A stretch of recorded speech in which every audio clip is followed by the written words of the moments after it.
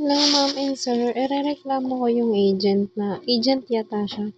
May lisensya kasi siya. Tapos, sinasabi niya, pinagbibintangan niya ako. Pinagbibintangan niya ako, nag-asa daw ako, nag-blatter daw ako. Wala akong blatter. Hindi ako nagba-blatter. Baka yung kapitbahay mo dito. Kasi hindi ako makakapag-blatter. Naririnig kita eh.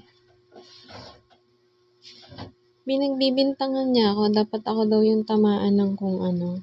Yung pinapatama niya na pang human trafficking yata. O kaya yung pang kuryente niya, yung pang hack niya. O whatever, I don't know. Kasi pinagbibintangan niya ako na ako daw dapat yung ganito, ganyan. Kasi bla bla bla, etc.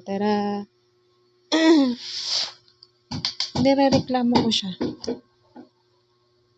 Nirereklamo ko siya kasi naglalagay siya ng kung ano dyan eh. Pero sabi niya entitled daw siya. O di sige, entitled ka. Sana marinig ka ng buong mundo, pati yung utot mo. Pati yung pag-ungal mo sa araw-araw. Kasi spy ka yata eh. Spy ka sa sarili mong bayan. Hindi ko alam kung agent siya o spy siya sa sarili niyang bayan. Pinagbibintangan ako. Pinagbibintangan niya ako na nang-access ako eh. Siya yun eh. Wala nga akong interest dyan eh. Hindi nga kita gustong makinig eh. Tapos ginagawa niya yung pagtulog ako. Hindi ka na utot. Malay ko sa'yo.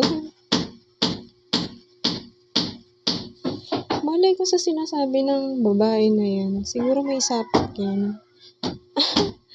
Paki-assist nga po, sir. Kasi nangungulit siya. Sabi niya, ganito, ganyan. Nangungulit siya, hindi ka na. Anong gagawin ko? Nangungulit siya. Hindi ka na. Hinahak mo nga ako eh. Gusto mo nga ako makinig sa'yo eh. Sorry ka. Kung gusto mo ako makinig sa'yo, sana may sustansya ka o kaya may sinasabi kang kung ano. Wala naman eh. Ilang ulit ko nang sinabi sa'yo, wala nang nagsasabi sa akin ng kung ano-ano. Kayo lang na mga kasambot mo. Gusto mo pa mag-extend ka pa ng 1 year.